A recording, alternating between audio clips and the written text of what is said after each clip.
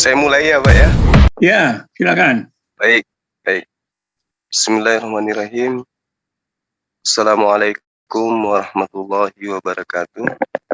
Sahabat yang dirahmati, dimuliakan, dan dikasihi oleh Allah.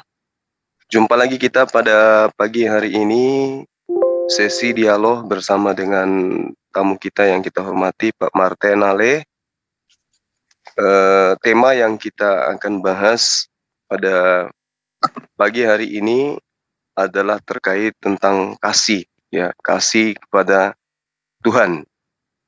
Nah, tentu di dalam tema ini ada hal yang ingin kami sampaikan, kasih terhadap Tuhan dalam perspektif Islam dan juga kasih terhadap Tuhan dalam pengajaran agama Kristen.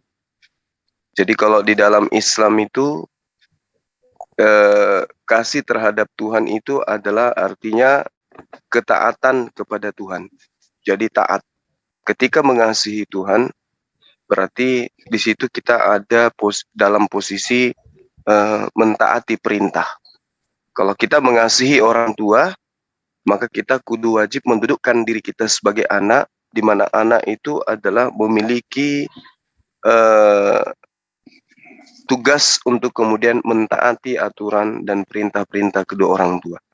Al-Quran di dalam surah An-Nur dan juga di dalam beberapa surah lain itu mengajarkan tentang ketaatan kepada Allah.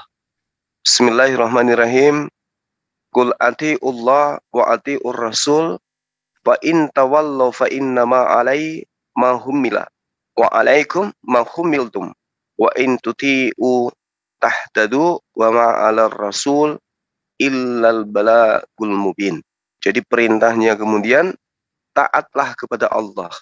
Artinya kasihlah kepada Allah dan kasihlah kepada Rasul, dan jika kamu berpaling, maka sesungguhnya kewajiban Rasul itu adalah apa yang dibebankan kepadanya, dan kewajiban kamu sekalian adalah semata-mata apa yang dibebankan kepadamu. Dan jika kamu kasih kepadanya atau taat kepadanya, niscaya kamu mendapat petunjuk. Dan tidak lain kewajiban Rasul itu melainkan menyampaikan amanat dengan terang. Satu lagi ya dari Al-Quranul Karim dalam surah An-Nisa ayat 80. Bismillahirrahmanirrahim. May yuti'ir rasul faqad ata Allah wa man tawalla fama arsalnaka alaihim hafiza.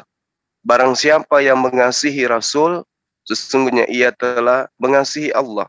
Dan barang siapa yang berpaling tidak mengasihi kepada keduanya, maka kami tidak mengutusmu untuk menjadi pemelihara bagi mereka. Saya kira begitu sekilas pandang tentang kasih kepada Allah dan kasih kepada Rasul di dalam pengajaran Al-Quranul Karim, di mana muatan daripada kasih di sini adalah ketaatan terhadap perintah Allah dan juga perintah baginda Rasulullah Muhammad SAW. Demikian sementara waktu dan tempat saya persilahkan kepada Pak Martin. Ya, baik, terima kasih. Jadi saya setuju juga kata Bang Juma tadi, kasih itu pada Tuhan berarti kita taat. Ya, itu benar. Jadi kalau masih itu harus taat. Jadi kita menunjukkan bagaimana kita mengasihi Tuhan dengan ketaatan menuruti kehendak Tuhan. Itu memang betul. Ya, setuju. Nah, tentang kasih itu sendiri adalah menurut kekristenan, kita belajar tentang kasih itu mengenai satu yang utama sekali dalam Bible itu. Karena manusia pertama sudah dipengaruhi oleh dosa itu sehingga manusia tidak lagi bisa mengasihi sesamanya, tapi dia mengasihi dirinya sendiri. Nah, akibat karena lebih mengasihi dirinya sendiri, dia mengabaikan kepentingan orang lain. Nah, ini masalahnya itu di situ. Dia mengabaikan kepentingan orang lain sehingga terhadap orang lain semua itu nggak benar kecuali dirinya sendiri yang benar. Nah, itu tentang kasih itu. Jadi di dalam Bible itu tekankan tentang bagaimana kita mengasihi. Dan itu dilakukan oleh Tuhan sendiri. Nah, kita lihat bagaimana waktu Adam dan Hawa jatuh, dosa yang pertama yang terjadi adalah Kain, kakaknya membunuh adiknya sendiri Habil karena perbedaan. Nah, ini contoh konkret akibat daripada dosa waris oleh Adam dan Hawa itu membuat terpisah, saudaranya terpisah gitu. Makanya dalam Bible itu diajarkan bagaimana kita bisa menerima orang lain di dalam perbedaan itu. Karena ini yang jadi persoalan di dunia sampai hari ini. Ya, sampai hari ini itu manusia di dunia itu selalu bermusuhan, benci satu dengan yang lain. Padahal manusia itu harus saling membantu satu yang lain. Nah, ini yang tidak diketahui oleh manusia sampai hari ini. Kita lihat masih ada perang-perang itu ya, Ukraina dengan Rusia itu. Jadi seperti itu tuh. Karena kebencian, orang lebih pentingkan dirinya sendiri. Dia tidak mengabaikan kepentingan orang lain. Makanya Yesus sendiri datang untuk menyelesaikan masalah itu. Karena ini masalah yang paling penting dalam kehidupan manusia. Nah, dia sendiri datang untuk karena kasihnya ya. Karena begitu besar kasihnya dikatakan dalam Yohanes 3:16 itu. Karena begitu besar kasihnya kepada manusia, dia datang untuk memulihkan keadaan manusia. Makanya kalau hari Natal itu lahir di kandang domba itu sebenarnya kandang domba itu mau menggambarkan tentang hati dan pikiran manusia, kelakuan manusia yang jorok, yang kotor, yang bau itu. Sehingga Yesus datang lahir di sana itu, bahwa Yesus datang itu lahir di hati manusia yang rusak itu supaya dia bisa pulihkan, dia merubah sikap orang itu sendiri supaya bisa menerima orang lain di dalam perbedaan. Gitu. Sehingga dari Roma 12 ayat 1-2 juga mengatakan begini, demi kemurahan Allah aku menasihatkan kamu supaya kamu mempersembahkan tubuhmu sebagai persembahan yang hidup, yang kudus, yang berkenan kepada Allah. Itu adalah ibadahmu yang sejati. Jadi demi kemurahan Allah itu artinya bahwa Tuhan sudah melakukan itu. Kemurahan Tuhan ada Yesus berkorban untuk menebus kita dari kuasa dosa yang membenci orang lain itu. Sehingga kita harus mengasihi sesamanya. Nah, oleh karena kemurahan Tuhan ini yang dilakukan oleh Yesus itu, makanya dikatakan demi kemurahan Allah aku menasihatkan kamu. Rasul Paulus menasihatkan supaya umat Kristen itu mempersembahkan tubuhnya bagi Tuhan. Itulah mengasihi itu, mempersembahkan tubuh sebagai persembahan yang hidup, yang kudus, yang spesial, ya, yang berkenan kepada Tuhan. Nah, itulah kasih itu kepada Tuhan itu. Kita mempersembahkan hidup kita berarti mulai dari hati kita, pikiran kita, perbuatan kita, semua itu harus sesuai dengan pikiran Tuhan, kehendak Tuhan. Itulah mengasihi Tuhan. Lalu ayat yang kedua lagi, berubahlah oleh pembaruan budimu supaya kamu bisa membedakan mana yang baik, mana yang tidak baik. Pembaruan budi juga berubah.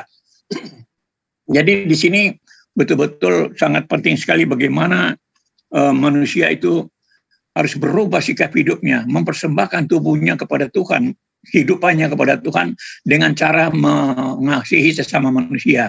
Seperti yang dilakukan oleh Yesus sendiri. Dia menyerahkan hidupnya, dirinya untuk supaya manusia diselamatkan, dan setelah manusia diselamatkan, makanya dikatakan juga karena Yesus telah menyerahkan nyawanya untuk kita, maka kita wajib menyerahkan nyawa kita juga untuk saudara-saudara kita. Nah, itu tekanan inti daripada kehidupan orang Kristen. Nah, walaupun memang kita masih lihat dalam kehidupan orang Kristen itu masih belum sempurna. Nah, inilah mungkin proses ya. Karena setiap orang Kristen yang hidupnya belum benar, itu akan dihajar oleh Tuhan. Melalui berbagai macam cara Tuhan itu, sehingga kita mau tidak mau, suka tidak suka harus berubah kelakuan itu, supaya kita bisa menerima orang lain dengan baik. Kalau tidak, hidup kita juga tidak tenang begitu. Nah, ini hal yang penting dalam kekristenan, sehingga kasih itu harus mendarah daging dalam hati dan pikiran. Kalau tidak, kita sendiri juga akan menderita. Kita juga sendiri akan timbul masalah yang tidak jelas begitu ya. Kecemasan, ketakutan, kekhawatiran yang merusak hati kita sendiri. Makanya Yesus mengajarkan supaya kita mengasihi. Karena ini adalah satu obat bagi hati kita. Kalau kita mengasihi, kita tidak ada rasa benci, tidak ada punya pikiran negatif terhadap orang lain. Dan ini dampaknya luar biasa bagi kehidupan manusia. Bagi kehidupan manusia itu luar biasa banyak orang yang bisa mengasihi itu. Kalau di dalam hatinya dikuasai oleh kasih, itu akan sangat luar biasa sekali. Karena itu akan membuat bagian-bagian tubuhnya itu sehat gitu, aktif, sehat. Nah, ini ajaran kasih itu sangat inti dalam kekristenan itu. Jadi makanya manusia diajarkan supaya mengasihi saja, jangan kamu membenci. Kalau kamu beda-bedakan dengan orang, kamu membenci, itu masalah bagi kamu sendiri. Akan jadi persoalan dalam hidupmu sendiri. Kamu juga akan diperhadapkan oleh tantangan yang nantinya akhirnya membalas, akhirnya kita hidupnya tidak pernah damai. Nah, ini sehingga manusia diajarkan supaya suka tidak suka, mau tidak mau, harus berusaha untuk hidup yang mengasihi. Karena mengasihi itu keuntungan pertama untuk diri kita sendiri sehat walafiat gitu loh. Sehat karena pikiran kita positif. Pikiran yang negatif itu merusak tubuh itu sendiri. Maka ini adalah ajaran Tuhan Yesus yang luar biasa yang memang kita kagumi dan kita rasakan sendiri ya. Saya juga dulu juga ya masih muda juga ya tentu temperamen juga mau menang sendiri, sok jago segala macam itu ya. Tapi setelah kita belajar banyak dari kehidupan ini ternyata semua itu nggak ada gunanya.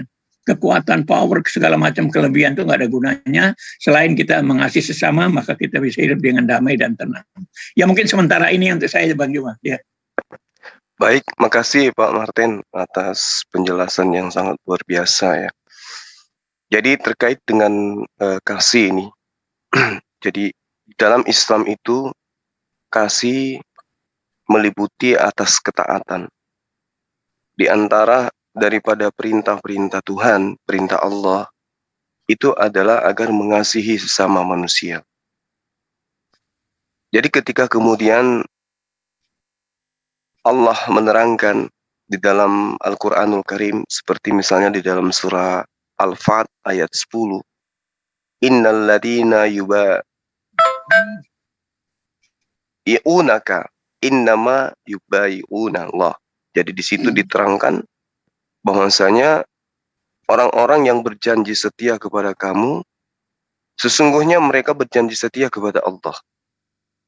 Jadi kekuasaan Allah di atas mereka, maka barang siapa yang melanggar janjinya, niscaya akibat ia melanggar janji itu akan menimpa dirinya sendiri. Dan barang siapa mentaati janjinya kepada Allah, maka Allah akan memberinya pahala yang besar. Di sini kemudian janji kita kepada Allah, yaitu mengasihi Allah dan juga mengasihi kepada sesama makhluk, pada sesama manusia. Mengasihi di sini artinya mentaati perintah. Ya. Di mana ketika perintah itu kemudian dijabarkan di dalam pemahaman Islam, maka yang menjabarkan kemudian itu adalah baginda Rasulullah Muhammad sallallahu alaihi wasallam. Mayyuti'ir Rasul faqad ata Allah. Barang siapa yang mentaati Rasul, sesungguhnya ia telah mentaati Allah. Jadi taat kepada Allah adalah tunduk dan patuh terhadap perintahnya. Jadi kalau ada perintahnya kemudian untuk mengasihi sesama manusia, maka ketaatan di sini, mengasihi sesama manusia di sini, itu sama halnya kita mengasihi Allah. Karena kita taat kepada perintahnya. Begitu juga ketika kita mentaati perintah Nabi, maka itu sama halnya kita mentaati perintah Allah. Karena Allah memerintahkan untuk mengikuti Nabi, Nabi kemudian memerintahkan menyembah hanya kepada Allah, taat hanya kepada Allah, maka taat kepada Nabi itu sama halnya kita taat kepada Allah. Kasih terhadap perintah sama halnya kita kasih kepada Allah. Karena itulah kemudian ajaran agama Islam itu lebih mengedepankan rahmat. Karena Allah itu adalah rahmat. Allah menerangkan dirinya sebagai esensi pencipta yang meliputi kasih sayang. Kalau Allah itu tidak kasih sayang, maka mustahil kemudian Allah menciptakan makhluk. Dia kalau tidak kasih sayang, maka dia egois, dia akan berdiri sendiri tanpa dia menciptakan apa yang disebut makhluk. Huwallahu alladzi la ilaha illahu alimul ghaibi wasyahada wa huwar rahmanur rahim. Dialah Allah yang tiada Tuhan selain Dia, yang mengetahui hal-hal yang gaib, yang rahasia dan yang nyata. Dialah yang Maha Pemurah lagi Maha Penyayang. Bentuk dari pemurahnya Allah itu kemudian berdampak kepada ciptaannya. Bentuk daripada kasih sayangnya Allah itu juga berbias kepada ciptaannya. Oleh karena itulah kemudian manusia, apapun keyakinannya, apapun agamanya, pasti pada dirinya itu ada sifat pemurah, ada sifat penyayang. Manusia, apapun agamanya, itu sudah fitrah dibentuk, dicipta oleh Allah, memiliki rasa kasih sayang terhadap sesama makhluk. Nah, kemudian ketika Allah menyatakan dirinya Ar-Rahmanu 'alal Arsy istawa. Tuhan yang Maha Pemurah yang bertahta di atas kekuasaannya, yang bertahta di atas singgasananya. Tuhan yang Maha Pemurah ini kemudian melimpahkan kasih sayang kepada seluruh manusia, pada seluruh makhluk. Dengan cara apa? Dengan cara mengutus wakil-wakilnya, mengutus duta, mengutus para utusannya, untuk kemudian menjabarkan kasih sayang itu kepada sesama makhluk. Bagaimana cara kita mengasihi Allah? Itu kita dapatkan dari pengajaran para utusan. Bagaimana kita mengasihi kepada sesama makhluk? Juga diajarkan melalui perantaraan para utusan. Maka utusan-utusan Allah ini kemudian membawa sebuah syariat, di mana syariatnya menuntun manusia menuju kepada kasih sayang yang sejati. Hanya saja perlu kita pahami, khususnya umat Islam, bahwa di dalam kehidupan kita yang fana, ada kemudian bisikan-bisikan yang dihadirkan, yang dihasilkan oleh iblis, yang mengajak kemudian manusia meninggalkan kasih sayang itu. Oleh karena itulah kemudian kita harus menjalankan perintah, karena perintah itu adalah wujud kasih. Kalau kita tidak taat kepada perintah, berarti kita tidak kasih kepada Allah. Sama ketika kita tidak taat kepada perintah orang tua, maka kita memperlihatkan, mempertontonkan orang yang tidak kasih, orang yang tidak cinta kepada orang tua. Adalah hal yang mustahil ketika kita mengaku cinta kepada orang tua, tetapi kita tidak taat kepada perintahnya. Adalah hal yang mustahil kalau kita mengaku kasih kepada Allah, tetapi kemudian kita meninggalkan perintahnya, tidak taat kepada aturan mainnya, justru kita taat kepada perintah sesama manusia. Karena itulah kemudian sahabat-sahabat yang dimuliakan oleh Allah, hari ini saya dengan Bapak Martin itu kemudian memaparkan tentang hal yang sangat penting ini, tentang mengasihi Tuhan. Mengasihi Tuhan, poinnya adalah mentaati perintah Tuhan. Perintah Tuhan itu mencakup dua hal, yaitu perintah untuk kemudian ibadah kepada Tuhan, Allah, ya, dan kemudian perintah untuk saling mengasihi, saling mengayomi, saling menjaga satu sama lain, saling mengerti, saling memahami satu sama lain antar makhluk. Itu poin yang ingin saya sampaikan sementara ini. Saya persilakan kepada Pak Martin. Iya, bagus. Terima kasih. Jadi memang begitulah. Pertama memang kita mendapat contoh teladan dari Tuhan sendiri bagaimana dia mengasihi manusia itu. Kalau dalam 1 Yohanes 4 dikatakan demikian. Barang siapa tidak mengasihi, ia tidak mengenal Allah. Sebab Allah itu adalah kasih. Jadi Allah kita itu adalah kasih. Ya. Di dalam hal inilah kasih Allah dinyatakan di tengah-tengah kita, yaitu bahwa Allah telah mengutus anaknya yang tunggal ke dalam dunia supaya kita hidup olehnya. Nah inilah kasih itu, bukan kita yang telah mengasihi Allah, tetapi Allah yang telah mengasihi kita dan yang telah mengutus anaknya sebagai perdamaian bagi dosa-dosa kita. Jadi disinilah jadi satu contoh konkret, karena Allah itu disebut kasih, maka dia bahkan membuktikan mengutus anaknya, artinya dari bagian dirinya sendiri diutus ke dalam dunia untuk mendamaikan manusia. Nah disinilah menjadi teladan buat kita, bagaimana kita bisa mengorbankan diri kita atau kepentingan kita demi orang lain untuk menjaga damai itu, kasih itu. Dan ini satu hal yang memang sangat ditekankan sekali, bahkan Allah itu sendiri disebut sebagai kasih. Ya, Allah itu namanya kasih. Orang tidak mengasihi berarti dia tidak mengenal Allah. Itu kuncinya itu di situ. Sehingga bagi orang Kristen itu melihat hidup ini hanya dari situ saja. Gampang itu. Kalau orang sudah tidak mengasihi berarti dia sudah jauh dari Tuhan. Itu aja. Karena kalau dia dekat dengan Tuhan, Tuhan itu adalah kasih, dia harus hidup mengasihi orang lain. Yang berbeda sekalipun, dia tidak punya pikiran jahat. Bahkan dia berani mengalah bahkan. Seperti yang dicontohkan, teladankan oleh Yesus. Ya, Tuhan sendiri menyerahkan anaknya. Yesus sendiri rela menyerahkan tubuhnya, dianiaya, disiksa. Itu untuk membuktikan apa? Penyiksaan Yesus itu yang sering diangkat itu ya, itu menunjukkan bahwa dia menyerahkan nyawanya, menyerahkan hidupnya untuk membuktikan bahwa betapa jahatnya manusia itu dengan kebenciannya itu. Jadi penyaliban Yesus itu memberi gambaran tentang kejahatan hati manusia yang melampiaskan dendam kesumatnya, iri dengkinya itu terhadap Yesus, sehingga perlakuan lengkap sekali dalam peristiwa salib kalau kita teliti. mulai dicari-cari kesalahannya sampai dibawa ke pengadilan yang tidak adil itu. Jadi di situ kelakuan manusia. Pengadilan sendiri tidak adil terhadap dirinya. Sampai akhirnya dia dianiaya, dicambuk, ditempeleng, diludahi, diperbuat segala macam, ditelanjangi, dihina, difitnah, segala macam, sampai ditusuk, sampai disalib. Itu sebagai salib itu satu hukuman yang paling hina, yang paling kejam dan paling hina itu. Nah ini yang diterima, artinya apa? Bahwa begitu jahatnya hati manusia, sehingga mereka membuat orang lain itu seperti itu.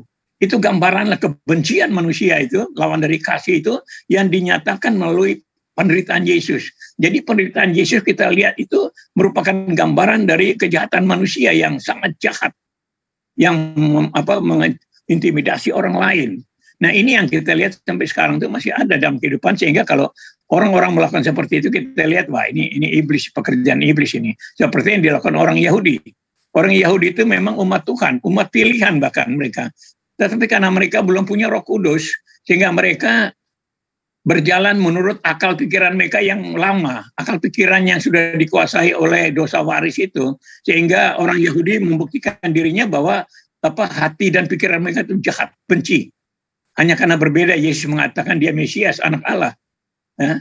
Lalu mereka Yasa bilang Mesias itu bukan Yesus yang kelemar-kelemar begitu. Mesias itu harus raja yang ganas, yang jahat, yang berani gitu. Nah ini ukuran-ukuran akal manusia yang dengan power mereka bisa mengalahkan orang lain gitu. Nah seperti itu, padahal Mesias di sini adalah Yesus sendiri datang untuk membebaskan kita dari perbudakan iblis yang tidak mau kalah, yang ingin menindas orang lain. Itu di sini ada pengertian orang Yahudi itu, kesalahan fatalnya itu di situ. Mereka menggunakan power untuk mengalahkan orang lain karena mereka pikir mereka mau mengalahkan orang Romawi, penjajah. Nah Tuhan izinkan itu bukan masalah itu. Tetapi yang paling penting di sini bagaimana hati kita dikuasai oleh kasih itu, menjauhkan kita dari kebencian, perbedaan sama orang lain, supaya hidup ini bisa aman, damai. Karena di dunia ini manusia menderita bukan karena apa-apa, karena kebencian aja, karena iri hati, pembentingan diri, sehingga manusia yang satu menindas manusia yang lain, dan itu adalah kebodohan. Nah, saya kira dialog kita ini mudah-mudahan banyak orang dengar dan dia tahu bahwa kebencian terhadap sesama itu adalah perbuatan bodoh manusia yang akan membuat dia menderita juga, karena setiap perbuatan manusia itu akan mendapat balasan. Orang yang berbuat baik dia akan menuai kebaikan, tapi orang yang berbuat jahat dia akan menuai kejahatan juga. Jadi inilah yang saya mau katakan, bahwa kebodohan manusia itu luar biasa banget. Apa yang dilakukan bagi orang lain itu dia akan menerima juga. Sehingga kalau kita menggunakan kekuatan, kekerasan, penindasan terhadap orang lain, itu adalah satu kebodohan manusia. Nah, karena Allah itu kasih. Kasih itu tidak berbuat dosa kepada sesamanya. Kasih itu dia mengampuni. Kasih itu berani mengalah. Nah ini yang ajaran inti daripada kekristenan itu di situ. Nah itulah Bang Juma. Baik, makasih Pak Martin atas paparannya. Baik. Jadi kita memahami ya sebagai keturunan Adam bahwa Tuhan itu memang Maha Pengasih. Kasih sayang adalah sebuah kenikmatan yang dirasakan manusia di atas muka bumi ini. Dengan adanya kasih sayang, tercipta kepedulian, lahir kedamaian, ada rasa empati terhadap sesama manusia. Bahkan kasih sayang tidak hanya lepas dari itu. Kasih sayang bisa mendorong manusia untuk membantu meringankan penderitaan yang dialami oleh manusia lainnya. Tanpa adanya rasa kasih sayang, maka mungkin manusia akan menjadi sangat individualistik, egois, dan tidak memikirkan kepentingan orang lain. Islam sebagai agama yang kemudian disempurnakan oleh Allah, fakta memiliki pandangan tentang kasih sayang. Islam memahami bahwa manusia merupakan makhluk yang sempurna, dibekali akal, ada padanya nafsu, dan ada padanya segala perasaan yang bersumber di dalam hatinya. Tidak seperti makhluk lain, tidak seperti malaikat misalnya. Dengan perintah Allah, malaikat hanya taat kepada perintah Allah. Mereka tidak memiliki kehendak bebas, sehingga mereka tidak berkarya, tidak mampu mencipta, tidak mampu kemudian memberikan apa yang menjadi misi daripada kedatangan manusia di atas muka bumi. Menjadi khalifah, menjadi pemimpin, menjadi pekarya yang membuat bumi ini menjadi lestari. Manusia terkadang lebih mengutamakan akal dan juga terkadang mengutamakan nafsunya dibandingkan perintah Allah, ya, yang kemudian ada kepada mereka dibandingkan malaikat. Maksud saya, malaikat ketika diperintah mereka tidak memiliki perbandingan.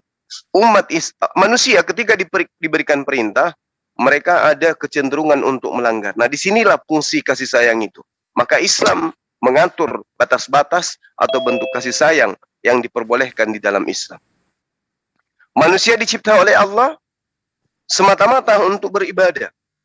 Nah, untuk beribadah kepada Allah, tentu kita harus menjalankan hal-hal yang diperintahkan, menjauhi apa yang dilarang. Ini bentuk kasih sayang.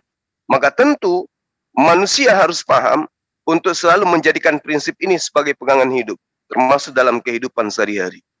Dengan memegang prinsip bahwa Allah memiliki aturan main, ada aturan perintah, ada aturan larangan, maka manusia akan terbiasa untuk meniatkan diri hanya tunduk kepada perintah Allah, di mana perintah dan ketundukannya itu adalah muatan daripada kasih terhadap Allah.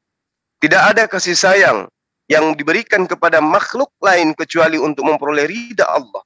Karena itulah kemudian kasih sayang memiliki makna yang tidak terbatas. Memiliki rasa kasih sayang terhadap sesama makhluk merupakan fitrah yang dimiliki oleh manusia. Maka tentu kita harus menempatkan, membuat rasa kasih sayang ini sebagai suatu kodrat yang ada pada diri manusia, tidak melewati batas-batas yang kemudian diajarkan oleh agama kita masing-masing. Rasulullah Muhammad SAW pernah bersabda, barang siapa tidak menyayangi manusia, Allah tidak menyayangi dirinya. Dari hadits ini, dari perintah Rasulullah ini, pernyataan Rasulullah ini, itu nyata bahwa yang dikasihi ini adalah manusia. Bukan hanya sebatas seagama saja, bukan hanya sebatas sekelompok saja. Tapi baginda Rasul Muhammad SAW menekankan, barang siapa yang tidak menyayangi manusia, Allah tidak akan menyayanginya. Ini adalah dalil, ini adalah prinsip di dalam berkasih sayang. Karena itulah kemudian umat Islam itu mengasihi siapa saja, kecuali mereka yang memperlihatkan permusuhan terhadap Islam. Lalu kemudian di hadis lain, Rasul Muhammad SAW juga menekankan kepada umat Islam, sekali-kali tidaklah kalian beriman sebelum kalian mengasihi. Kemudian sahabat menjawab pada masa itu, wahai Rasulullah, semua kami saling mengasihi satu sama lain.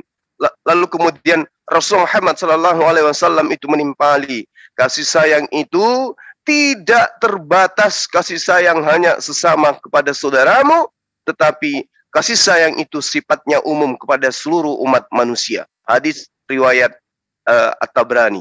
Ini adalah hadis sahih. Lalu kemudian Islam sebagai ajaran yang memiliki SOP, standar operasional, itu adalah merupakan sebuah agama yang pokok pondasinya ada rahmatan lil alamin. Menjadi rahmat bagi seluruh alam. Bukan hanya kepada seluruh manusia, kepada seluruh golongan, tetapi di sini Islam sebagai rahmatan alamin itu adalah merupakan satu pokok ajaran yang kemudian tersiar kepada kasih sayang bukan hanya kepada satu makhluk, tetapi seluruh makhluk. Baginda Rasul Muhammad SAW pernah diceritakan oleh Abu Bakar As-Siddiq, lalu kemudian berpesan kepada pasukan Usama bin Sa'id, janganlah kalian bunuh perempuan, jangan kalian bunuh orang tua, jangan kalian bunuh anak-anak dalam perang, jangan pula kalian kebiri pohon-pohon, dan jangan kalian tebang pohon-pohon yang berbuah. Jika kalian menjumpai orang-orang yang tidak berdaya, biarkan mereka, jangan kalian ganggu. Ini amanat daripada Rasulullah, diteruskan oleh Abu Bakar, lalu kemudian dipesankan kepada pemimpin pasukan Usama bin Sa'id pada masa itu. Ini adalah sebuah pelajaran kasih sayang yang nyata di dalam Al-Quranul Karim. Di dalam Al-Quran diterangkan dalam surah Al-Taubah, Bismillahirrahmanirrahim, laqad ja'akum rasulun min anfusikum azizun alai ma anittum harisun alaikum bil mu'minina raufur rahim. Sungguh telah datang kepadamu seorang pemimpin, seorang rasul, seorang yang bisa diteladani dari kaummu sendiri. Berat terasa oleh penderitaannya yang kamu alami, dia sangat menginginkan keimanan dan keselamatan untuk seluruh makhluk, penyantun dan penyayang terhadap orang-orang yang beriman. Ini adalah kaidah di dalam kasih sayang yang kemudian diajarkan oleh Al-Quranul Karim. Jadi kemudian dari data ini kita bisa mengetahui bahwa Islam sendiri diturunkan, diwahyukan, diajarkan, diilhamkan dengan penuh kasih sayang kepada seluruh umat manusia. Karena itulah kemudian kami, saya, Pak Partenale, itu kemudian muncul sebagai kristolog dalam bentuk ujuk kasih sayang kita kepada sesama manusia, baik itu kepada Islam, terhadap Kristen, terhadap agama lain. Bahwa sesama agama, kita harus saling hormat menghormati dengan cara kita saling mengenal. Tentu proses saling mengenal ini adalah menjabarkan keyakinan kita masing-masing. Demikian sementara Pak, silakan Pak Martin. Iya, ya terima kasih. Jadi memang bagus bahwa kalau kita mengasihi Tuhan itu harus mengasihi sesama. Jadi kalau kita tidak mengasihi sesama itu berarti kita tidak mengasihi Tuhan. Itu kuncinya seperti dikatakan di dalam Roma 12 itu. Kasihlah Tuhan Allahmu dengan segenap hatimu, kasihlah sesama manusia seperti dirimu sendiri. Ini dua hukum yang satu. Jadi satu hukum tapi jadi dibagi dua, yaitu mengasihi Tuhan dan mengasihi sesama. Jadi bukti daripada kita mengasihi Tuhan adalah kita mengasihi sesama kita. Itu buktinya. Kalau kita mengasihi Tuhan itu biasanya kan tidak kelihatan. Ya mungkin kita ritual agama atau di dalam hati kita sendiri, dalam sikap hidup kita setiap hari itu tidak kelihatan orang. Tapi yang kelihatan orang dan dirasakan orang-orang lain adalah hubungan kita dengan sesama kita. Nah ini hal yang membuktikan bahwa kita mengasihi Tuhan. Apakah kita mengasihi dengan segenap hati atau tidak, itu akan kelihatan di sana. Akan kelihatan. Sehingga kasih ini memang tidak bisa ditutup-tutupi, akan kelihatan itu. Jadi mengasihi Tuhan dengan segenap hati seperti di Roma 12 tadi. Aku menasihatkan kamu supaya kamu mempersembahkan tubuhmu sebagai persembahan yang hidup, yang kudus, yang berkenan kepada Allah. Hidupmu dipersembahkan kepada Tuhan. Artinya apa? Kita muliakan Tuhan melalui kaki, tangan, pikiran, mulut kita semua kita persembahkan kepada Tuhan dalam arti bahwa semua perilaku kita tuh harus baik. Itulah mengasihi Tuhan. Dan kita merubah akal budi kita, pikiran kita juga dirubah supaya pikiran yang mengasihi.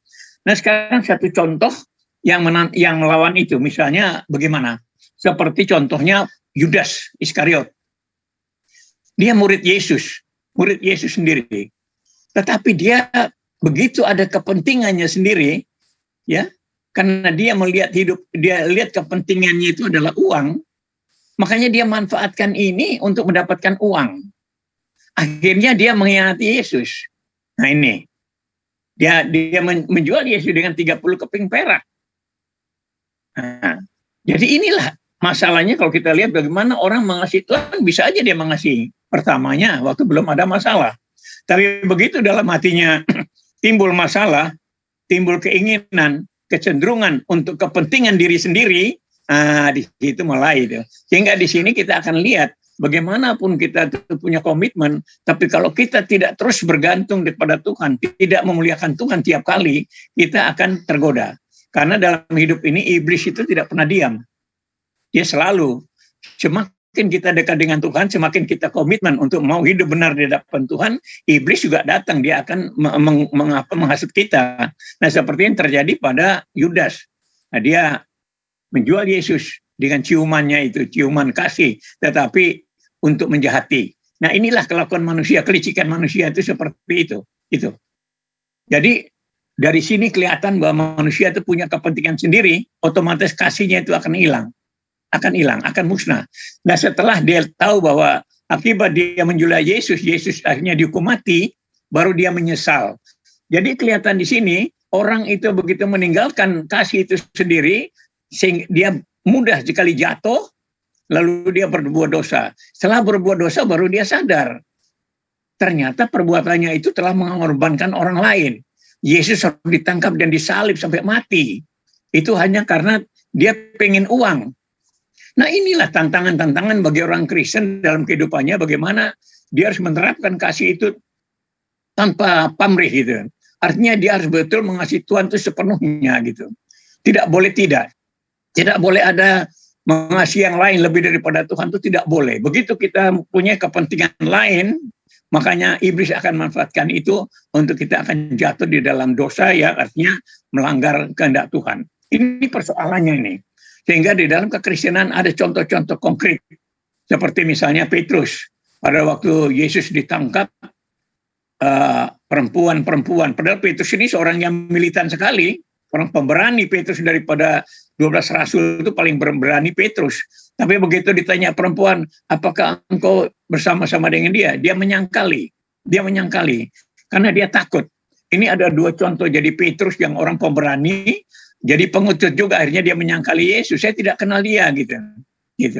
Tapi Yesus sendiri sudah bilang waktu Petrus katakan bahwa aku akan mengasihi engkau, dia bilang. Tapi Yesus katakan sebelum ayam berkokok engkau sudah menyangkali aku 3 kali. Artinya apa? Sehebat-hebatnya Petrus ini, sehebat-hebat semilitan-militannya Petrus, dia punya kelemahan. Bahkan Yesus mau katakan itu. Karena dia bilang dia akan mati-matian untuk membela Yesus. Dia katakan itu. Tapi Yesus bilang, sebelum ayam berkokok kamu sudah menyangkali aku 3 kali. Artinya apa? Yang dimaksud di sini bahwa manusia itu omong kosong. Manusia itu munafik. Manusia itu pura-pura.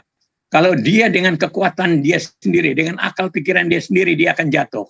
Komitmennya seperti apapun akan jatuh. Kecuali memang dia hidup di dalam kasih dan komitmen untuk menyerahkan seluruh kehidupannya bagi kemuliaan Tuhan. Makanya di dalam kasih, dalam kekristenan itu betul-betul menyerahkan tubuh kita, artinya mulai dari kaki, tangan, mulut, pikiran, semua itu kepada Tuhan. Jadi semua yang kita omongin, semua yang kita katakan, semua yang kita perbuat harus memuliakan Tuhan. Jadi tidak boleh kita berbuat yang salah lalu itu berarti kita menghina Tuhan. Menipu, mencuri, mukul orang misalnya, berbohong sama orang, itu berarti kita menghina Tuhan itu. Nah inilah konsep-konsep yang sangat keras dalam kekristenan seperti itu. Tapi memang satu masalah, kita juga berhadapan dengan kecenderungan hati kita yang sudah berdosa ini. Jadi sebagai orang Kristen kita merasa ada dua kuasa di dalam hati dan pikiran kita. Ada di satu sisi kita mikirkan menurut akal kita, pikiran kita yang sesat ini, kita lalu mau mengutamakan diri kita sendiri. Dan akhirnya kita tidak sadar bahwa kita sudah mengabaikan Tuhan. Kita sudah tidak mengasihi Tuhan. Sehingga di sini jelas bahwa mengasihi Tuhan itu bukan satu yang main-main. Itu mengasihi Tuhan itu berat. Karena begitu kita bilang kita mengasihi Tuhan seperti Petrus misalnya, dia akan bela mati-matian Yesus dengan militansinya karena dia orang pemberani. Tapi ternyata ditanya perempuan dia ketakutan. Nah di sini Yesus mau jelaskan. Jadi setiap cerita di sini ada maknanya, yaitu seperti itu. Petrus yang seorang militansi saja, padahal dengan perempuan dia malah ketakutan. Jadi pengecut. Karena apa? Karena memang dia berbuat dosa. Dia punya hati tidak tulus. Itu yang tadinya sok berani membela Tuhan sampai mati-matian, tapi ternyata begitu ditanya perempuan langsung loyo dia. Nah inilah bukti-bukti kelemahan manusia di dalam namanya mengasihi Tuhan itu. Contoh kedua seperti Yudas Iskariot, karena dia punya kepentingan uang di situ, dia lalu menjual Yesus, dia mengkhianati Yesus. Setelah Yesus dia tahu disiksa sampai mati, baru dia menyesal dan dia bunuh diri. Nah inilah akhirnya satu yang sia-sia kalau kita mengandalkan kepentingan kita lebih daripada mengentingkan Yesus. Itu juga ada contoh konkret seperti itu dari Petrus dan Yohanes dan Yudas dalam mengasihi Tuhan Yesus. Yesus mau berkorban untuk mereka, tapi mereka justru mengkhianatinya. Nah ini kelakuan-kelakuan manusia yang memang selalu ada di dalam kehidupannya pada waktu dia tidak lagi jauh, dia begitu jauh, dia tidak lagi mengasihi Tuhan. Makanya kasih itu harus berkuasa dalam hati dan pikiran kita, karena kita ini sudah jatuh di dalam dosa mulai dari Adam, sehingga kalau Tuhan tidak berkuasa dalam diri kita, kita akan menyangkali Tuhan. Nah itu makanya Tuhan kasihkan karuniakan iman buat orang Kristen, supaya dia percaya sepenuhnya kepada Tuhan gitu. Iman dikaruniakan. Nah tinggal manusia itu mau memanfaatkan iman itu atau tidak. Kalau dia pakai iman itu baru dia percaya bahwa Tuhan itu akan menjawab semua persoalan kehidupannya, sehingga dia tidak perlu ada usaha lagi lain untuk membela dirinya, tapi biar Tuhan saja yang akan mengurusi semua. Dan dia akan diberkati dalam segala usaha jerih lelahnya begitu. Nah itu namanya iman. Dia berani pertaruhkan hidupnya untuk taat sepenuhnya kepada Tuhan, seperti yang Bang Juma bilang, taat itu. Itu harus itu, mau tidak mau.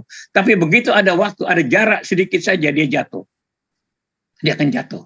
Nah di situ persoalannya, sehingga manusia juga dikaruniakan Roh Kudus untuk menuntun dalam segala kebenaran. Karena kita ini berperang di dalam hati kita ini melawan suara daging kita, suara hati kita yang cenderung melawan Tuhan gitu loh. Ada di dalam hati kita ada dua hal. Hal yang mengasihi tapi hal yang membenci juga. Hal yang membenci itu yang diwariskan oleh Adam itu. Tetapi makanya perlu ada Roh Kudus untuk menguasai hati kita, supaya hati kita bisa dikuasai sepenuhnya oleh Roh Kudus, sehingga kita jauh daripada kebencian, iri, atau pementingan diri terhadap orang lain.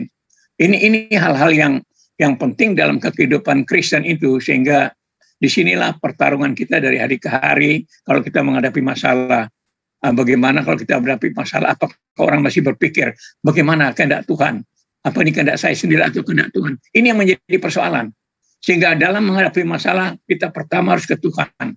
Paling tidak kita tanya, Tuhan, saya mau harus buat apa untuk menghadapi ini? Itu hal pertama, sehingga Tuhan bekerja di dalam hati pikiran kita supaya kita terarah oleh Roh Kudus supaya kamu lakukan ini. Nah, itu kira-kira penjelasan dari saya dalam menghadapi tantangan di dalam mengasihi ini dalam hidup ini. Nah, itu Bang Juma.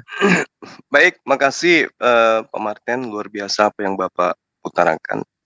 Jadi di dalam ajaran Islam itu, untuk kemudian mengungkapkan rasa kasih sayang yang adalah merupakan bias daripada Ar-Rahman, Ar-Rahim dari Sang Pencipta, itu teraplikasi dan terrealisasi dalam kehidupan sehari-hari dan nyata dibuktikan oleh semua mata. Kalau kemudian dikatakan dalam pengajaran Islam bentuk kasih sayang ini dibungkus dengan iman, hal ini tercermin di dalam sabda Rasul Muhammad SAW yang kemudian diriwayatkan oleh Imam Bukhari dan Imam Muslim. Tidak beriman salah seorang di antara kamu hingga dia mencintai sesamanya seperti ia mencintai dirinya sendiri. Nah, untuk mewujudkan kasih sayang dalam Islam, umat Islam diajarkan untuk melakukan perbuatan yang nyata. Salah satu perbuatan nyata ini ketika Al-Quran kemudian menerangkan, ya, innamas sadaqatu lil fuqara'i wal masakin wal amilina 'alaiha wal mu'allafa qulubuhum wa fir riqab wal garimina wa fisabilillah wa banis sabil faridatan minallah wallahu alimun hakim. Jadi kemudian bentuk nyata daripada kasih sayang umat Islam itu dituangkan dengan adanya program yang kemudian disebut dengan program pembayaran zakat. Nah, pembayaran zakat ini nyata dalam kehidupan kita. Untuk apa zakat ini kemudian dikeluarkan yang merupakan sebuah kewajiban di dalam umat Islam, ajaran Islam yang merupakan bentuk kasih sayang. Yang pertama untuk orang-orang miskin, orang-orang fakir, orang-orang yang kemudian mengurus daripada apa yang menjadi acuan dalam pembayaran zakat. Kemudian orang-orang yang mu'allaf, orang-orang yang dilunakkan hatinya. Lalu kemudian untuk orang-orang yang dimerdekakan, ya. Lalu kemudian untuk membebaskan orang-orang yang susah di dalam berutang. Lalu kemudian untuk mereka yang ada berjuang di jalan Allah, yaitu mereka yang sedang melakukan pendidikan jauh dari orang tua, merantau untuk mengejar cita-cita. Ini yang dimaksud kemudian peruntukan daripada pengumpulan pembayaran zakat yang dilakukan oleh umat Islam. Ini wujud kasih sayang. Alhamdulillah di tahun 2022 oleh pemerintah dalam badan zakat, ya, itu kemudian menceritakan bahwa potensi zakat untuk tahun 2022 itu bisa sampai kepada level 300 triliun lebih. Alhamdulillah.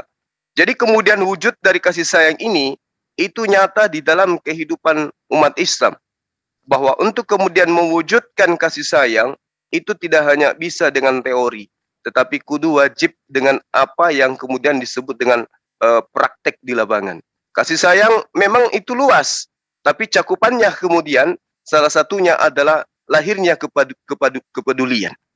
Basnas Nasional, Badan Zakat Nasional, itu telah meluncurkan informasi akurat bahwa potensi zakat di Indonesia pada tahun 2022 itu mencapai kisaran 327 triliun rupiah.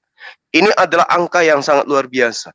Ini masih skala nasional, belum skala dunia. Oleh karena itulah kemudian perwujudan kasih sayang itu nyata di dalam kehidupan umat Islam.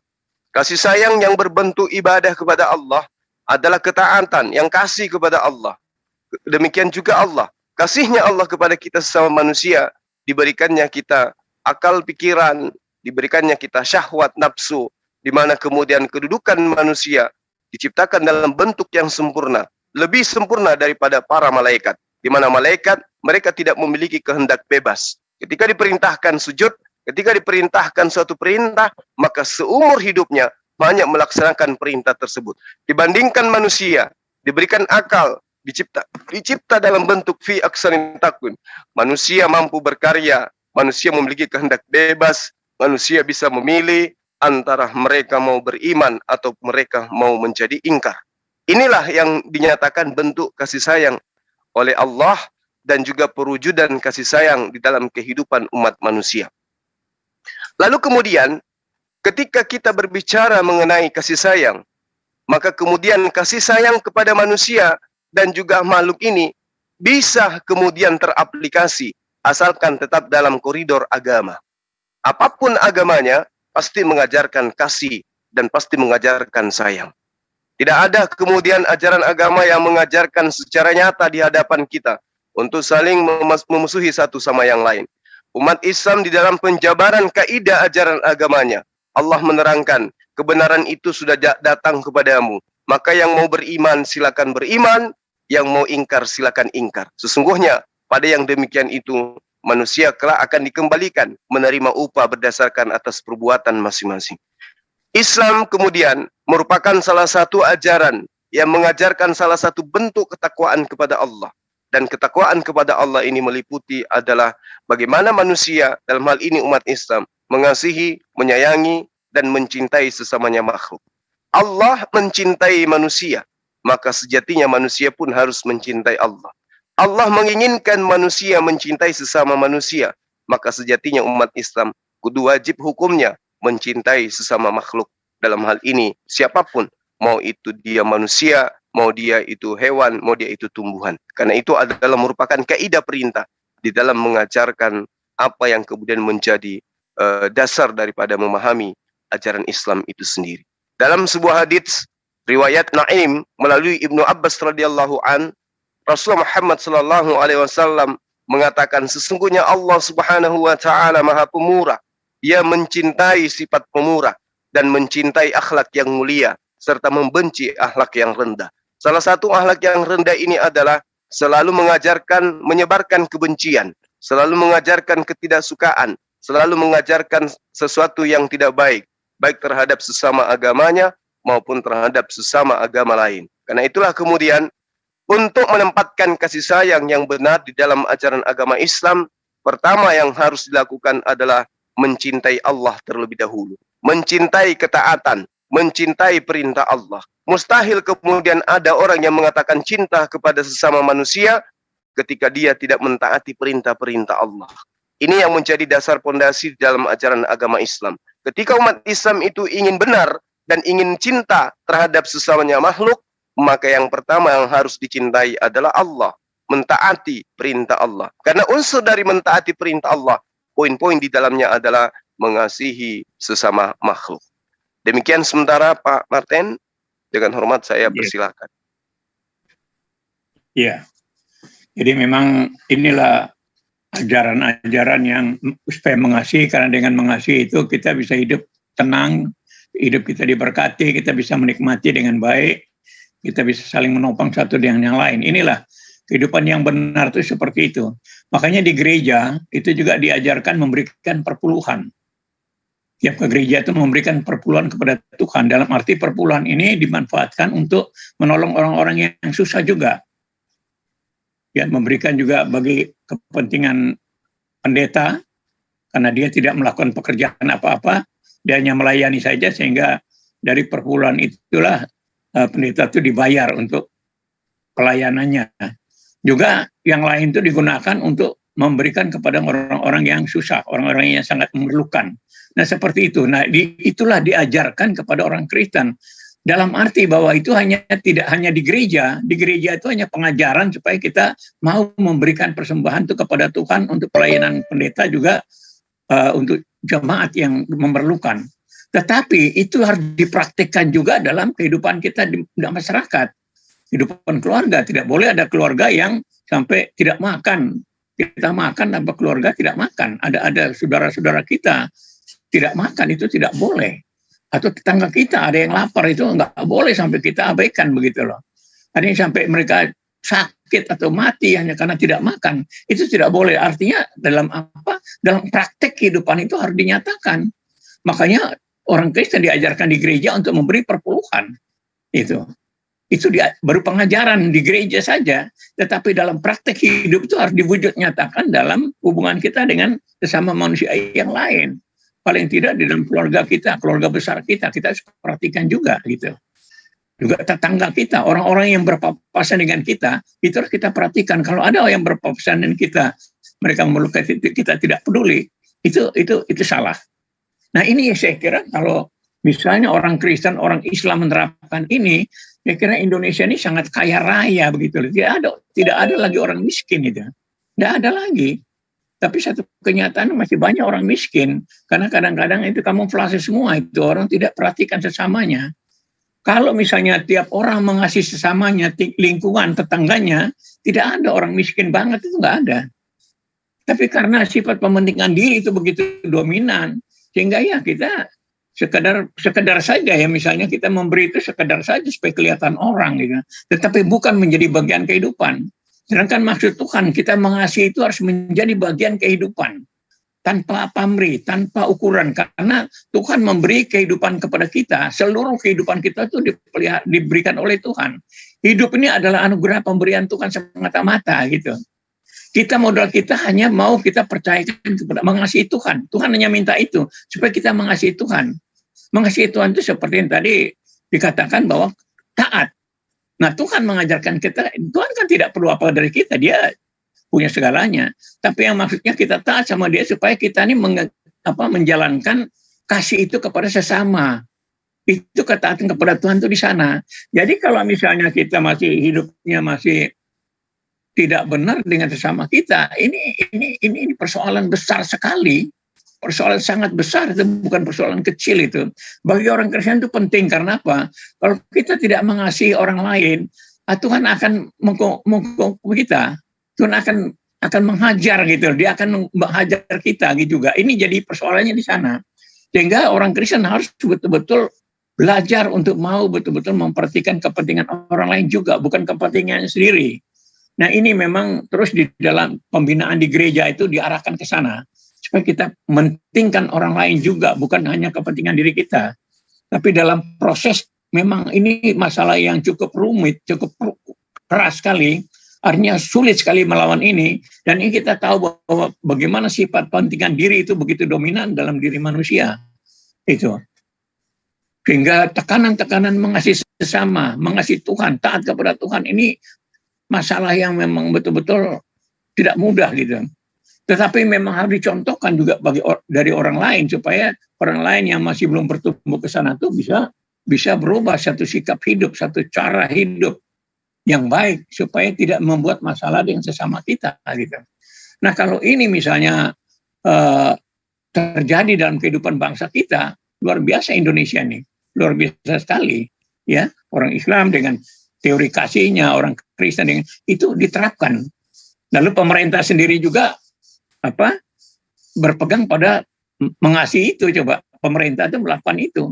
Jadi tidak ada kepentingan diri, tidak ada untuk kelompoknya atau dirinya sendiri. Seperti masih ada kita lihat masih ada korupsi itu kan karena kepentingan diri. Itu haknya masyarakat diambil. Nah inilah hal-hal yang memang masalah. Kalau misalnya orang Islam, orang Kristen sudah mengajarkan kasih, bagaimana dampaknya kepada kehidupan berbangsa?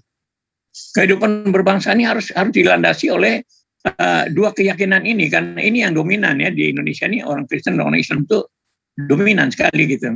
Nah ini harus diterapkan sehingga tidak ada masalah di bangsa kita. Karena kalau bangsa kita ini terpuruk, kita malu sama bangsa lain, kita malu sekali sama bangsa lain. Ini persoalannya. Sehingga kehidupan yang mengasihi, yang peduli, yang tidak mementingkan diri ini diterapkan oleh bangsa ini, supaya bangsa kita ini tidak dipermalukan oleh orang lain. Bahkan kalau kita sendiri tidak mengasihi sesama kita, berarti kita ada persoalan yang inti, persoalan yang sangat berbahaya dalam hidup ini. Dan orang lain bisa memanfaatkan itu untuk mengadu domba kita, karena manusia itu jahat. Mereka memanfaatkan orang yang berbeda itu untuk menghasut supaya merusak kehidupan itu sendiri. Nah, itulah pekerjaan iblis yang dimanfaatkan oleh orang lain kalau melihat tidak adanya keselarasan dalam kehidupan bersama. Makanya kalau bagi saya sampai sekarang saya berpikir tentang kasih itu, bagaimana pemerintah ini bisa menerapkan ajaran-ajaran Tuhan ini dalam prakteknya gitu. Sehingga orang-orang yang mementingkan diri seperti koruptor itu betul-betul dapat hukuman yang membuat mereka jerah begitu. Sehingga sudah semua orang tidak boleh lagi ada kesempatan untuk melakukan, karena itu kejahatan, dosa besar itu. Dosa besar itu adalah pada waktu mementingkan diri sendiri. Itu dosa yang besar sekali karena dia merusak segala tatanan kehidupan bersama. Nah, ini persoalannya yang paling penting itu di situ, merusak kehidupan bersama dengan samanya, bahkan merusak kehidupan bangsa ini sendiri. Makanya saya agak sedih juga bangsa kita nih, Indonesia nih masih terjadi perbedaan-perbedaan yang begitu tajam sekali. Ya, ini tidak bagus, sama sekali tidak bagus. Harusnya dari pihak agama ini ya, Kristen Islam ini harusnya dominan di sana untuk untuk menyampaikan pada pemerintah juga bahwa tidak boleh ada hal begini, atau pemerintah disuruh bertindaklah yang bijaksana supaya tidak lagi terjadi pementingan diri, ya, seperti misalnya korupsi itu atau pementingan yang lain itu dihilangkan lah. Kita harus hidup adil, hidup bijaksana supaya bangsa ini. Jadi kita fokusnya kepada bangsa gitu. Kalau kita tadi pribadi kita sudah bicara, sekarang bagaimana dampaknya tuh hidup dampaknya kepada bangsa ini. Nah, itu penting sekali. Saya kira dalam dialog kita mudah-mudahan semua orang dengar bahwa kita harus tidak hanya berfokus pada diri kita sendiri, tapi kita harus berdampak juga pada kehidupan bersama di tengah-tengah bangsa yang plural ini. Karena ini dampaknya sangat merugikan kalau kita tidak menerapkan kasih itu. Nah, ini saya kira penting sekali untuk kita bangsa ini menerapkan kasih itu, kepedulian itu di tengah-tengah kehidupan yang berbeda-beda. Kalau ini kita bisa terapkan, makanya ini luar biasa sekali. Sangat bagus sekali. Karena masalahnya sepele kok. Hanya disuruh mengasihi aja, peduli sama sesama. Kok apa sulitnya sih? Hah? Apa sulitnya? Lalu kita belajar untuk menangkal atau mengantisipasi pengaruh-pengaruh iblis. Karena iblis itu memang ada juga. Iblis itu dipakai untuk menghasut kita juga, merusak. Tapi kalau kita betul-betul hidup dengan Tuhan, benar mengasihi Tuhan, saya kira semua ini bisa diatasi dengan baik begitu. Karena ini hal yang paling penting, baik bagi kehidupan kita pribadi, keluarga maupun bangsa.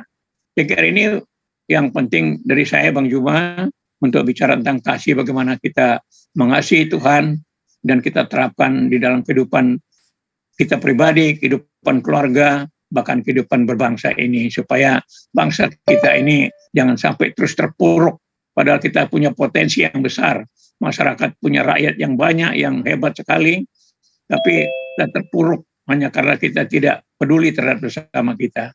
Ya, mungkin itu sementara dari saya juga, Bang Juma. Baik, Pak Martin, apa yang Bapak paparkan adalah hal yang sangat luar biasa ya. Semoga kemudian hal yang menjadi pembaharu atau kekuatan yang bisa menjadikan apa yang kita uraikan pada hari ini itu bisa menjadi salah satu bagian daripada ide gagasan yang mungkin bisa menjadi satu jalan untuk kemudian mensejahterakan rakyat Indonesia. Lalu kemudian ketika kita membahas tentang kasih sayang, jadi yang tadi saya uraikan bahwa kasih terhadap Allah adalah taat tunduk kepada perintah Allah. Kasih kepada sesama manusia juga sama, taat kepada perintah Allah. Karena perintah Allahnya itu jelas, agar kita mengasihi sesama manusia. Baginda Rasulullah Muhammad SAW juga menerangkan di dalam surah Ali Imran, "Qul, jika kamu ingin mencintai Allah," kata Rasulullah, "maka ikutilah aku.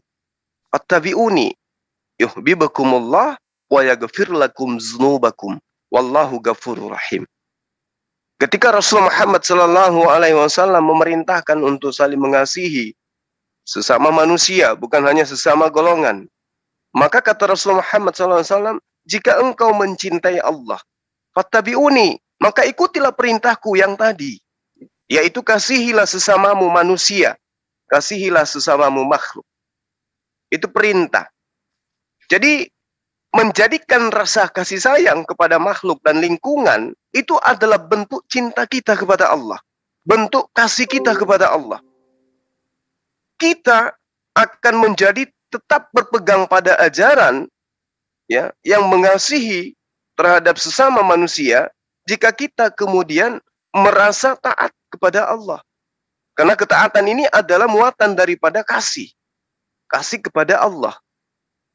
Berterima kasih kepada Allah. Artinya bahwa bersyukur atas apa yang kemudian Allah berikan, cerminannya adalah taat kepada perintah yang kemudian Allah berikan melalui perantaraan para nabi. Nah, tadi saya mengungkapkan dan juga Pak Martin telah menguraikan bagaimana bentuk kasih sayang dari dua agama ini. Implementasi dalam kehidupan. Bahwa di dalam ajaran agama Islam ada kemudian pembayaran zakat yang diperuntukkan kepada seluruh manusia. Tidak hanya terlepas kepada umat Islam saja. Lalu kemudian di dalam Kristen ada perpuluhan yang juga muatannya berdasarkan apa yang diuraikan oleh Pak Martin juga sama. Oleh karena itulah kemudian saya pribadi yang mengerti tentang zakat, yang dulu pernah menjadi bagian daripada badan amil zakat, itu ngerti betul kemana zakat ini kemudian disalurkan. Paham benar. Bagaimana kemudian zakat-zakat yang kita kumpulkan itu benar-benar ya sampai kepada yang punya hak untuk menerima. Nah, alhamdulillah yayasan yang saya pimpin juga ini sekarang lagi ngumpulkan zakat dan kita akan menyalurkan itu lagi. Kita akan salurkan kepada mereka yang punya hak untuk menerima zakat itu. Lalu kemudian implementasi dalam bentuk kasih sayang yang terwujud di dalam kehidupan umat Islam selain daripada zakat, diantaranya adalah adanya dana yang kemudian dikumpulkan oleh Badan Pengelola Keuangan Haji. Ini sangat-sangat luar biasa pemanfaatannya. Di tahun 2021 umat Islam itu mampu mengumpulkan dana haji sampai pada tembus pada level 158 triliun. 158 triliun ini kemudian ya oleh pemerintah itu dimanfaatkan kemudian untuk pembangunan infrastruktur dan seterusnya. Ini wujud daripada kasih sayang itu. Ini wujud daripada implementasi pembuktian kasih sayang itu. Bahwa apa yang kemudian termaktub di dalam Al-Qur'anul Karim, datangnya sosok Nabi yang memiliki kasih sayang terhadap sesama manusia, laqad ja'akum rasulun min anfusikum azizu alai ma anittum haris alaikum bil mu'minina raufur rahim. Itu adalah terbukti adanya. Telah datang kepadamu seorang pemimpin, seorang rasul, ya, berat terasa olehnya penderitaan kamu yang kamu alami sekalian.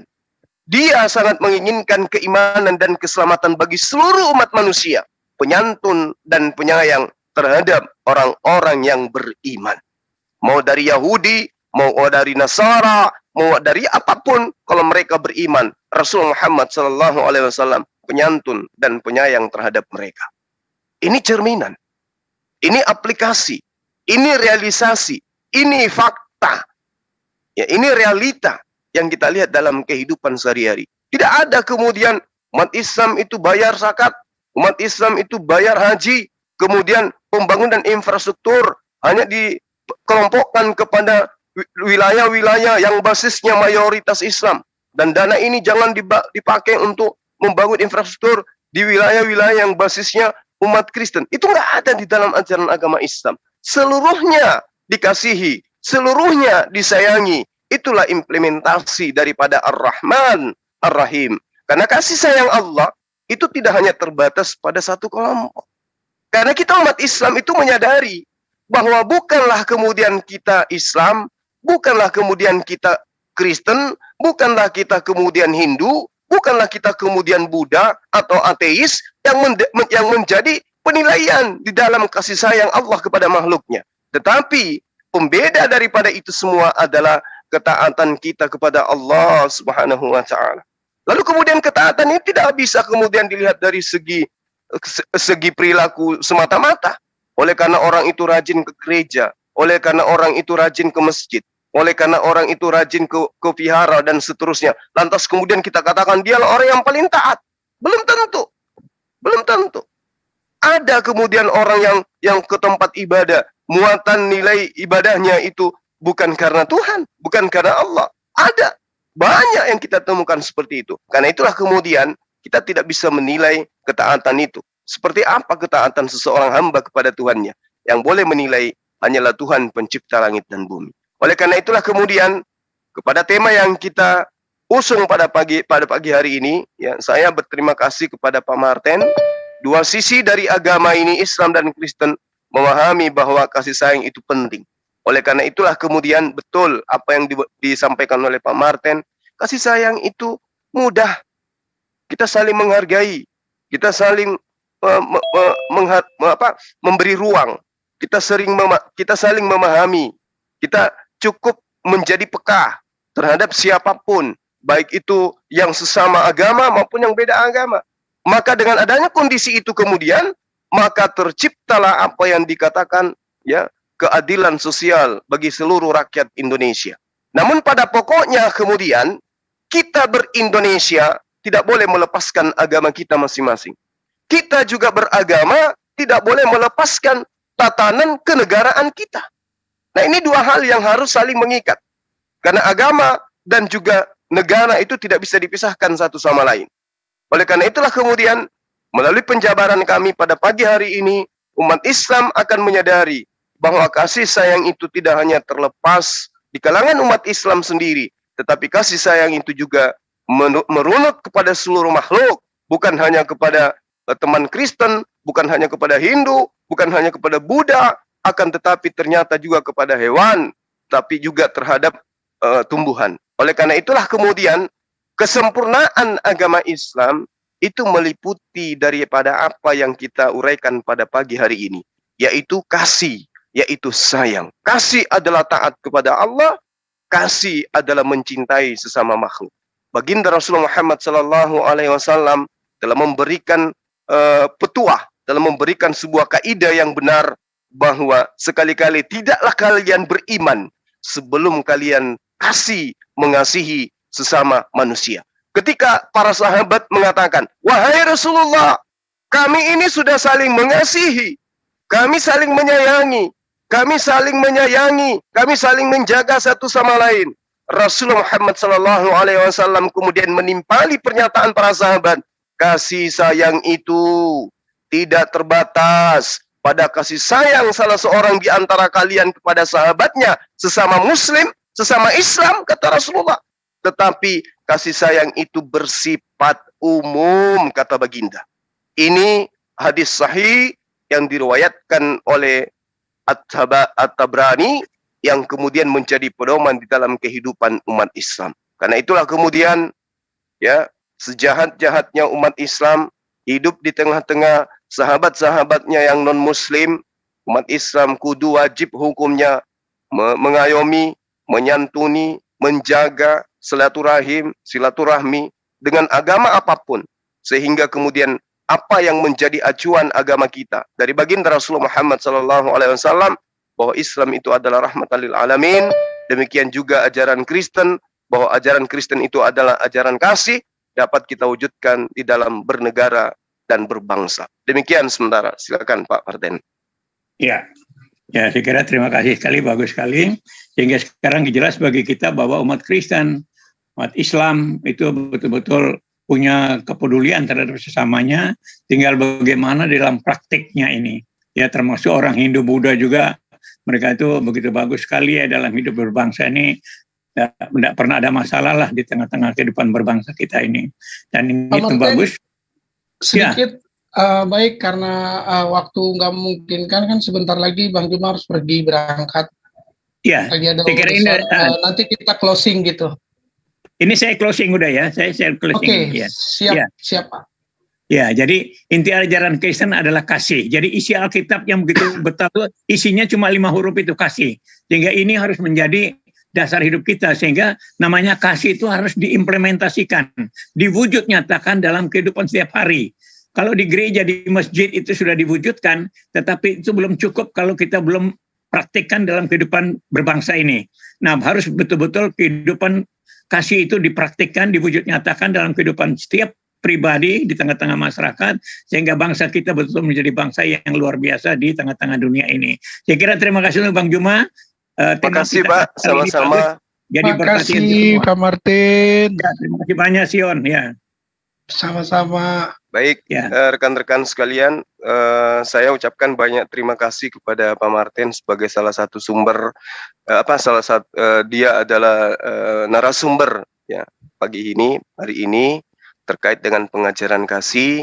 Oleh karena itulah kemudian sahabat-sahabat Muslim dimanapun sahabat berada harus memahami bahwa apa yang diuraikan oleh Pak Martin itu adalah sebuah konsep di dalam ajaran agama Kristen, mengajarkan kasih ya kepada sesama manusia. Karena itulah kemudian umat Islam kita memahami bahwa antara ajaran yang dibawa oleh Nabiullah Muhammad SAW dengan ajaran nabi-nabi terdahulu itu ada keselarasan, sama-sama mengajarkan kasih, di mana seluruh makhluk itu diminta untuk mengasihi dengan cara mentaati perintah Allah, dan implementasi daripada perintah Allah ini adalah mengasihi sesama makhluk. Dan juga saya sebagai narasumber dari Islam meminta kepada sahabat-sahabat Kristen dimanapun sahabat berada, bahwa Islam itu adalah agama yang menjadi sebuah ajaran yang ruang lingkup pengajarannya adalah mengayomi, mengasihi, melindungi, menjaga kelestarian beragama di dalam bernegara, dan juga Islam itu adalah merupakan teman, sahabat yang bisa dipakai untuk curhat ya dalam hal apapun. Maksud saya, teman-teman Islam, teman-teman Muslim yang ada di sekeliling sahabat-sahabat Kristen itu adalah keluarga, adalah saudara yang bisa ditempati untuk curhat, berbagi, ya. Bukan menjadi sebuah ketakutan bagi sahabat Kristen semua, kami Islam ini, akan tetapi kami adalah saudara kalian yang di dalam hal keyakinan tentu kita berbeda. Di dalam Islam kaidahnya jelas, ya, lakum dinukum waliyadin, tetaplah menjadi Kristen yang baik, kami pun akan berusaha menjadi umat Islam yang baik. Yang pada intinya debat yang sering terjadi antara Kristolog Islam dan juga Kristen itu bukan cerminan saling musuh-memusuhi, tetapi hanya sekedar untuk menyampaikan sisi kebenaran yang dipahami oleh dua agama masing-masing. Dan juga adalah merupakan upaya untuk menjaga supaya kita tidak ada perselisihan yang terkait dengan hal sara. Bahwa ternyata tokoh-tokoh Islam di dalam hal berbicara mengenai keyakinan itu hal biasa, bukan hal tabu. Sehingga di kalangan bawah ya itu terkadang terjadi ada gesekan, itu tidak lagi terjadi. Kenapa? Ternyata berbicara mengenai Yesus, berbicara mengenai Rasulullah Muhammad SAW di kalangan Islam dan kalangan Kristen pada tokoh-tokoh itu adalah hal biasa. Jadi ketika ada hal yang terjadi di kalangan bawah itu nggak usah dibesar-besarkan, karena dua agama ini adalah sama-sama mengajarkan ajaran kasih. Karena itulah kemudian mari kita buktikan, mari kita praktekkan, kita berlomba-lomba kemudian mewujudkan kasih itu. Islam mewujudkan kasihnya, Kristen mewujudkan kasihnya, sehingga yang tercipta kemudian adalah kedamaian, keseralasan, keserasian di dalam berbangsa dan bernegara, sehingga menciptakan negara Republik Indonesia adalah negara besar, negara damai, negara sejahtera, yang kemudian para penduduknya memiliki kemajemukan, yang kemajemukan itu kemudian menjadikan mereka bersatu padu di dalam mengembangkan dan membangun negaranya. Demikian para sahabat dimanapun sahabat berada, teman-teman yang ada di room Zoom, saya ucapkan banyak terima kasih. Teman-teman yang ada di netizen-netizen yang ada di luar sana, terima kasih atas perhatiannya. Mohon maaf atas segala kekurangan ketika kami memiliki kekurangan dalam penyampaian, itu adalah kekhilafan. Dan saya akhiri, wabillahi taufiq wal hidayah. Assalamualaikum warahmatullahi wabarakatuh.